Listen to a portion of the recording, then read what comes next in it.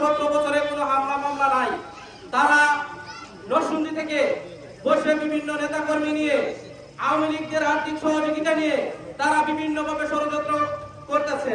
তাই আমি সকলের নিকট উদাত্ত আহ্বান রাখবো, 2005 সাল 2025 সালে যে আন্দোলন হয়েছিল এটা জনগণের আন্দোলন, জননেতা খায়রুল কবির খোকনের আন্দোলন, তারেক রহমানের আন্দোলন।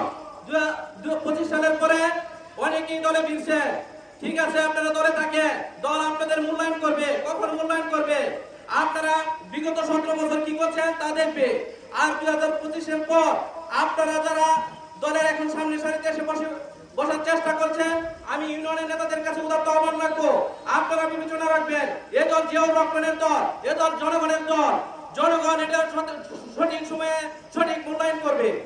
প্রিয় সংগ্রামী উপস্থিতি, অল্প কিছুক্ষণের মধ্যেই 90-এর কোন অভ্যন্তর স্বৈরাচারী শাসকের সাথে পতন ঘটানোর অন্যতম মহাবীর জনাব খায়রুল কবির খোকন সাহেব আমাদের মাঝে উপস্থিত হবেন।